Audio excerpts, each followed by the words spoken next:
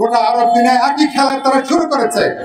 আমরা ডোনাল্ড ট্রাম্পকে এখন আমরা যেটা বলতে চাই, আপনারা যেই খেলায় যুক্ত হয়েছেন এই খেলা আত্মঘাতী, এবং সেখানে ইরানের সর্বোচ্চ ধর্মীয় নেতা আয়াতুল্লাহ খামেনি তিনি সঠিকভাবে তিনি বলেছেন, আপনি যদি আমাকে আক্রমণ করেন আমার আত্মরক্ষার অধিকার আছে, আমার পাল্টা হামলা করার সেখানে আমার অধিকার রয়েছে আমার।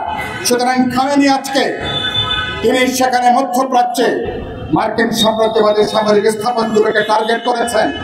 ইতিমধ্যেই জানেন তারা ক্ষেপণাস্ত্র হামলা চালিয়েছেন, এবং সেখানে হিজবুল্লাহ থেকে শুরু করে হুতি থেকে শুরু করে বিভিন্ন গ্রুপগুলো যারা আজকে নিজেদের স্বাধীনতার জন্য লড়াই করছে, আত্মনিয়ন্ত্রণের জন্য লড়াই করছে, তারাও আজকে সবাই ওই বর্ণবাদী ইসরায়েলের বিরুদ্ধে তারাও আজকে একত্রিত হয়েছে।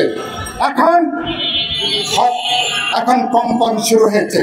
ডোনাল্ড ট্রাম্প যখন এখন দেখছেন যে সরাসরি এখন ইরানকে তারা যেভাবে ভেবেছিলেন একটা হামলা আক্রমণ করে ইরানকে বশে রাখা যাবে, এবং তারা হামলা আক্রমণ করে ইরানের শাসন ব্যবস্থা তারা পরিবর্তন করতে চায়। চিন্তা করেন, ইরানের জনগণ ঠিক করবে ইরানের শাসন ব্যবস্থা কি হবে, জনগণ নিজেরা নির্ধারণ করবে। কিন্তু মার্কিন যুক্তরাষ্ট্র, ইসরায়েল বা অন্য কোনো সাম্রাজ্যবাদী দেশ, সাম্রাজ্যবাদী গোষ্ঠী তারা তো ইরানের ভাগ্য তারা নিয়ন্ত্রণ করতে পারে না। ইরানের শাসন ব্যবস্থা কি হবে তারা নিজেরা এটাকে তারা ঠিক করে দিতে পারে না। সেজন্য যখন পাল্টা আক্রমণ শুরু হয়েছে, এখন বলেছে হ্যাঁ আমরা যুদ্ধ বিরতি করতে চাই, আমরা যুদ্ধ বিরতি করতে চাই।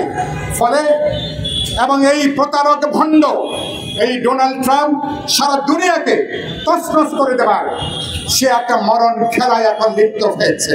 সেই মরণ খেলার মধ্যে আমরা আজকে বিপ্লবী ওয়ার্কার্স পার্টি এই সমাবেশ থেকে আমরা বলতে চাই, এই খেলা বিলম্বে বন্ধ করুন।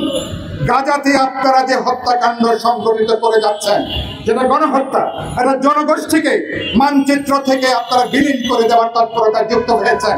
সারা দুনিয়া কোটি কোটি মানুষ, মার্কিন যুক্তরাষ্ট্রের কোটি মানুষ, সারা দুনিয়া